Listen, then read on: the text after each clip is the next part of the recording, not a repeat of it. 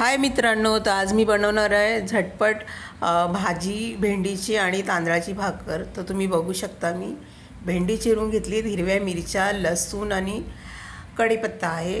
So मी आता मी भेंडी दाखवते। मी पूर्ण भेंडी चिरून घेतलेली आहे। कढईमध्ये मी तेल ओतलेलं आहे, तुम्ही बघू शकता। कढई गरम झालेली आहे, त्यामध्ये मी लसूण टाकला आहे। आता मी हिरव्या मिरच्या आणि कढीपत्ता टाकला आहे भाजायला। आता मी मीठ टाकणार आहे थोडंसं मिरच्या भाजण्यासाठी एकदम। आणि मग आता मी भेंडी टाकून परतून घेणार आहे। आपल्या मिरच्या भाजून झाल्या होत्या, आपल्या वरून मी हळद टाकणार आहे थोडीशी आणि पुन्हा हलवून घेणार आहे। हळद, मीठ आणि मिरचीमध्ये एकजीव करून भेंडीची भाजी तुम्ही बघू शकता। आणि गॅस स्लो ठेवायचा। आता मी तांदळाचं पीठ घेतलेलं आहे भाकरीसाठी, तर हे मी मळून घेणार आहे। आणि आता आपली थोडी भेंडीची भाजी वाफलून झालेली, वरून मी तेल ओतते। तेल ओतून मी पुन्हा हलवून हे झाकण ठेवणार आहे आणि गॅस स्लो ठेवणार आहे आणि ही शिजू देणार आहे भाजी।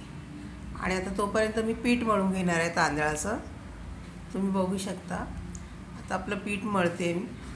आता आपली भाजी झाली आहे का बघूया। सो आता आपली भेंडीची भाजी झालेली आहे, तुम्ही बघू शकता भेंडीची भाजी। तुम्ही माझ्या चॅनलवर नवीन असाल तर प्लीज लाईक, शेअर, सबस्क्राईब करायला विसरू नका।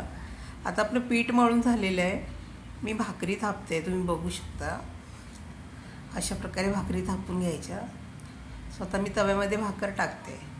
तांदळाचं पीठ आपलं जस्ट पाणी घेऊन फक्त, बाकीच्यामध्ये काही नाही, मीठ वगैरे काही नाही टाकत। तर तांदळाची भाकर एक साईड मी भाजून झाली आहे, दुसरी साईड भाजते, तुम्ही बघू शकता। तांदळाची भाकर रेडी झालेली आहे भाजून, तर ही मी थाळीत काढून घेणार आहे, बाकीच्या भाकरी बनवून घेणार आहे। सो आता आपली तांदळाची भाकर आणि भेंडीची भाजी रेडी झालेली आहे खाण्यासाठी। त्याच्यासोबत लोणचं घेतलेलं आहे मी। व्हिडिओ आवडला तर प्लीज लाईक करा,